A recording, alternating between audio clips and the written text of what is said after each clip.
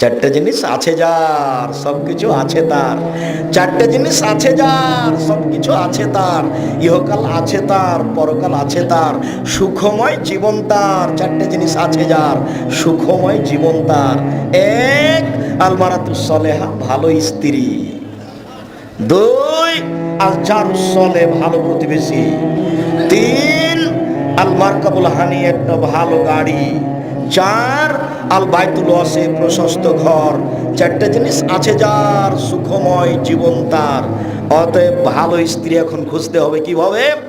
আবু হুরায়রা রাদিয়াল্লাহু তাআলা আনহু বলেন, রাসূল সাল্লাল্লাহু আলাইহি সাল্লাম বলেছেন, তুনকাহুল মারাতু লিআরবাইন, মেয়েদেরকে বিবাহ করা হয় চারটে জিনিস দেখে। এক, লিমালিহা, দেখে ধনী কিনা। দুই, ওলে হাসাবেহা, দেখে বংশীয় কিনা। তিন, ওলে জামালেহা, দেখে সুন্দরী কিনা। চার, ওলে দিনেহা, দেখে মেয়েটা ধার্মিক কিনা। আমি মুহাম্মদ সাল্লাল্লাহু আলাইহি ওয়াসাল্লাম বলছি, উপরের তিনটা নয়, শুধু দেখো মেয়েটা ধার্মিক কিনা। ধার্মিক মেয়েকে বিবাহ করো। চারটে জিনিস আছে যার, সুখময় জীবন তার। চারটে জিনিস আছে যার, সুখময় জীবন তার। এক, ভালো স্ত্রী। চারটে জিনিস নেই যার, দুঃখ কষ্ট জীবন তার। চারটে জিনিস নেই যার, দুঃখ কষ্ট জীবন তার। এক, খারাপ স্ত্রী, কথা শোনে না, বললে অন্যদিকে চলে, গালি দেওয়ার গালি দেয়, আর এক গ্লাস পানি চাইলে মুখের সামনে এভাবে রাখে, ঠ্যাকুস করে রেখে চলে যায়। তবে আপনি গালি দিবেন না, এভাবে রাখবেন না, খালি প্রশংসা করবেন, খুব প্রশংসা করবেন, সারা রাত পা টিপে দেবেন। প্রশংসা চাই, মন্দ কথা বলবেন না, ঠটকালোই কথা বলবেন না। শুনুন সম্মানিত দিনী ভাই বোন, এখন তো ছেলেরা মনে করে যে দুইটা মেয়ে, ছেলে নাই, দুইটা মেয়ে, এই মেয়ে বিবাহ করতে, এই মেয়ে বিবাহ করতে হবে। এ লোকের 20 বিঘা জমি আছে, বাস 10 বিঘা ছেলে নাই, যে দুইটা মেয়ে। ওই পিতা আবার দুইটা মেয়ের নামে সব জমি লিখে দিয়েছে, মানে জাহান্নামে চলে গেছে। ঢোকেনি কেন? মরেনি এজন্য, মরলেই যাবে। ও তো মানুষের হক নষ্ট করে জান্নাতে যেতে পারে না। এইসব মানুষের বিচার পরে হবে।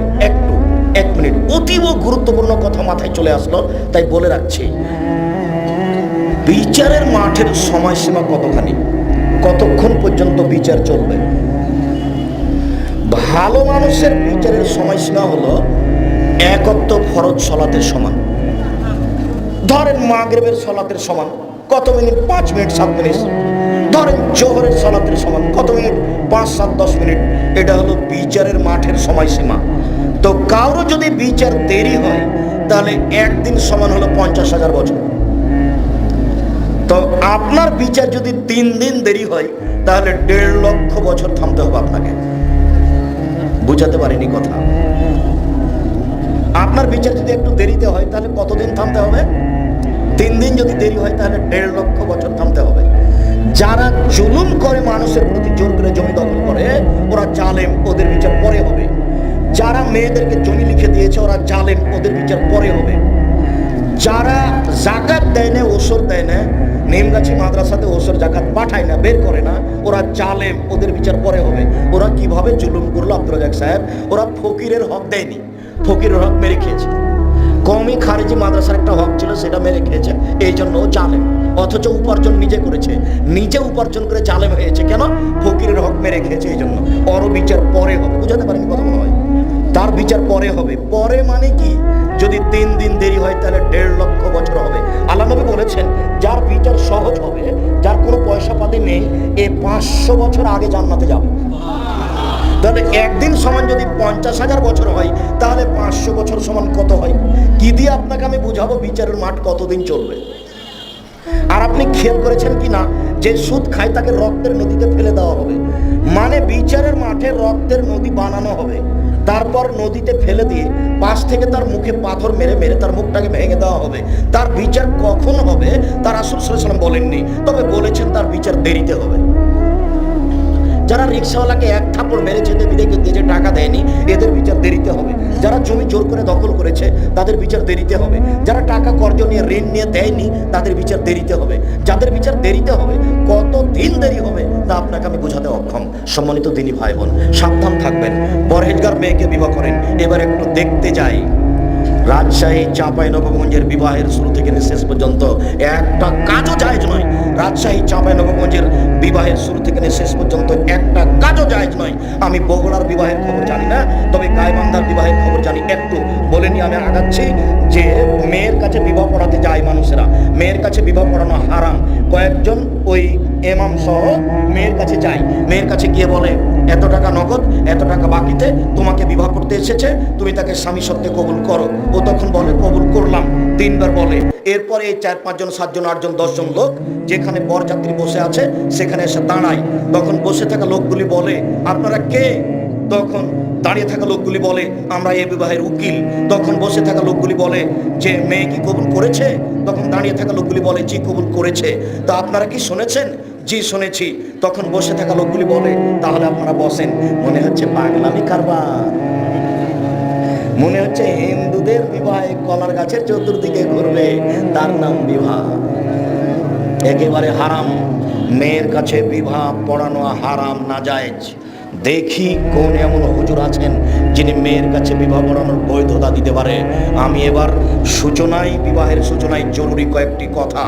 মেয়ে দেখতে যাবেন আপনি একাই, যদি শান্তি না পান তাহলে আপনার মাকে সাথে নিয়ে যাবেন।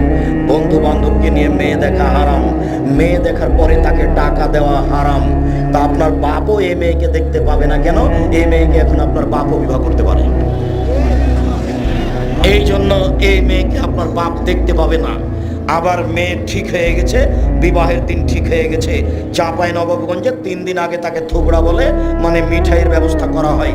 মেয়েটার মুখের সামনে ওই মিঠাইয়ের ব্যবস্থা রাখে, আর যুবতী মেয়েরা গীত গায়, আর অনেকে এসে বসে সামনে আর মুখে ক্ষীর তুলে দেয়, মিঠাই তুলে দেয়, আর কিছু টাকা দেয় যারা গীত গায় তাদেরকে।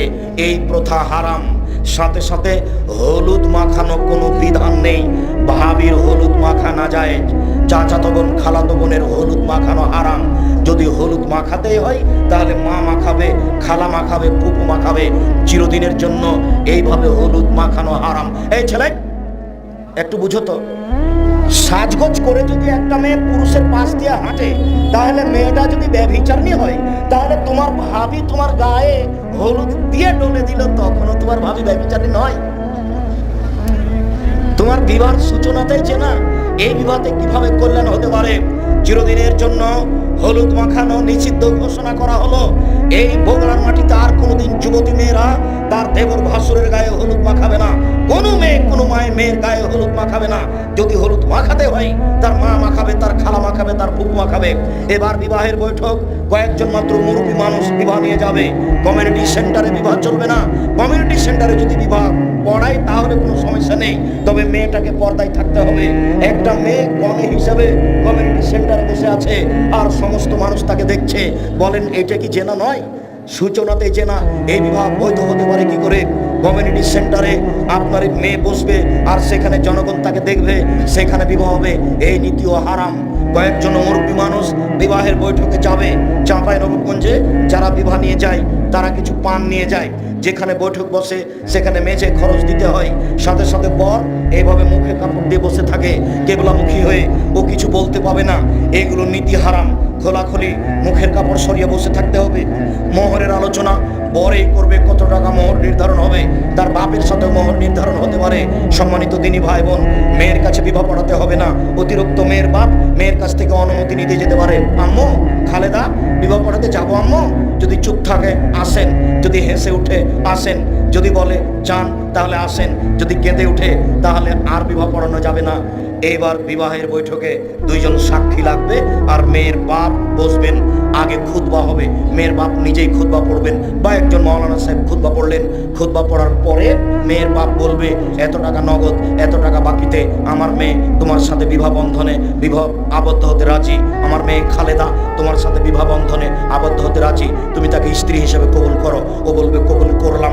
এ দেখেন বিবাহ হয়ে গেছে। রাসূল সাল্লাল্লাহু আলাইহি সাল্লাম এই কথা বলেছেন। এদেশে একটা বই পাওয়া যায়, আদর্শ পরিবার, নাম শুনেছেন? আদর্শ পরিবার বইটা 10 বার পড়তে হবে, অন্তত 10 বার। আমাকে পড়তে বলিয়েন না, নইলে আমি আপনার কোনো উপকার করতে পারবো না। আমি আপনার জন্য লিখেছিলাম মুকসুদুল মুমিনিন বই, একটা হেডলাইন আছে মুকসুদুল মুমিনিন। হেডলাইনটা হচ্ছে অবিবাহিত ছেলে মেয়ের পড়া নিষেধ। যে দেখে সে পড়ে, যে দেখে সে পড়ে। কিরে এখানে কি আছে? মানে হেডলাইনই ভুল। হেডলাইনটা কি আছে বলেন তো? অবিবাহিত ছেলে মেয়ের পড়া নিষেধ, এটা হলো হেডলাইন। তো পাতা উল্টে যে দেখে সেই পড়ে, ব্যাপারটা কি, এখানে কি লেখা আছে? অবিবাহিত ছেলে মেয়ের পড়া নিষেধ কেন? দেখি কি আছে এখানে।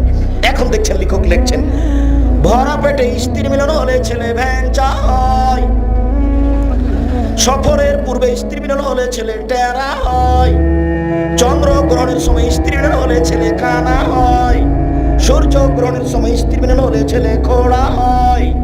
আল্লাহর কসম, একটা বাক্য সত্য নয়, সব মিথ্যা। শুধু মিথ্যা নয়, কোরআন মাজিদের সরাসরি বিরোধী। কোরআন মাজিদে আল্লাহ তাআলা বলেন, নিসাউকুম হারসুল লাকুম ফাতু হারসাকুম আন্না শিতুম। পৃথিবীর মানুষ তোমাদের স্ত্রী তোমাদের জমি, পৃথিবীর মানুষ তোমাদের স্ত্রী তোমাদের ক্ষেত। তোমরা তোমাদের জমিতে আসো, তোমরা তোমাদের খেতে আসো তোমাদের ইচ্ছা মতো। সকালেই কি, বিকেলেই কি, দুপুরেই কি, ভরা পেটেই কি, সফরের পূর্বেই কি, চন্দ্রগ্রহণ লাগলেই কি আর না লাগলেই কি, এটা আল্লাহর বিধান। অতএব এই বইগুলি পড়া আপনার একান্ত জরুরি। লেখকের কলম বক্তার বক্তৃতা পুথির গানের মতো আমাকে ওইরকমই মনে হয়। পুথির গান মানে 6 মাসের রাস্তা মর্দ 6 দিনে গেল, ঘোড়ায় চড়িয়া মর্দ হাঁটিয়া চলিল। পুথির গান। ফাতেমা কান্দিয়া কয়, আজ বুঝি হোসাইন কারবালাতে শহীদ হয়। ফাতেমা কান্দিয়া কয়, আজ বুঝি হোসাইন কারবালাতে শহীদ হয়। যেদিন হোসাইন ইরাকের মাটিতে কারবালার মাঠে শহীদ হন, তার 49 বছর আগে ফাতেমা মারা গেছে।